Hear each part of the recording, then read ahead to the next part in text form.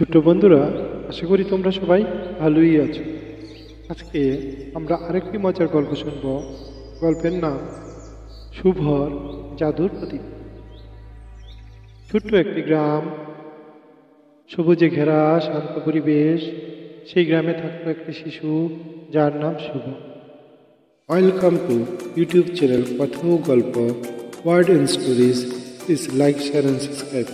Thanks for watching. সে ছিল হাসি খুশি, দয়ালু ও সবার মঙ্গল কামনা করত।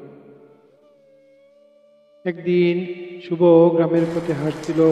হঠাৎ করে আকাশে ঘন কালো মেঘে ডেকে গেল, প্রবল বৃষ্টি শুরু হলো।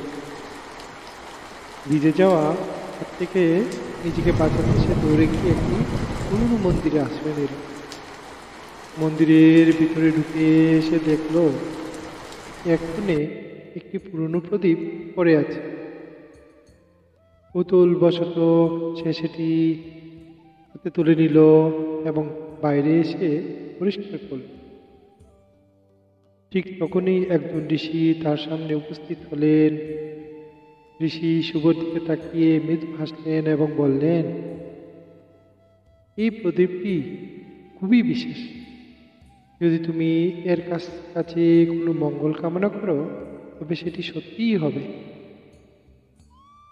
শুভ বিস্ময়ে ঋষির কথা শুনল। তিনি শুভকে বললেন, তুমি ইচ্ছে করলে নিজের জন্য কিছু চাইতে পারো। কিন্তু শুভ কিছুক্ষণ চিন্তা করলো এবং বলল, আমি চাই আমাদের গ্রামে সকলে মিলেমিশে ভালোবাসার সাথে একসাথে বসবাস করবে। ঋষি মুগ্ধ হলেন। শুভর এই দৃশ্য কামনা শুনে আশীর্বাদ দিয়ে তিনি অদৃশ্য হলেন। শুভ আনন্দের সাথে বাড়ি ফিরে এলেন। রাতের বেলা সে নিজের ঘরের কোণে বসে প্রদীপ নিয়ে ভাবতে লাগলো,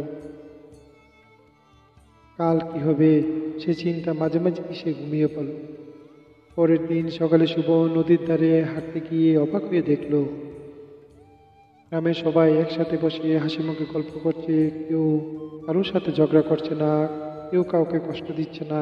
এমন সুন্দর দৃশ্য দেখে শুভ মনে মনে খুবই আনন্দিত হলো এবং আনন্দে তার মন ভরে গেল।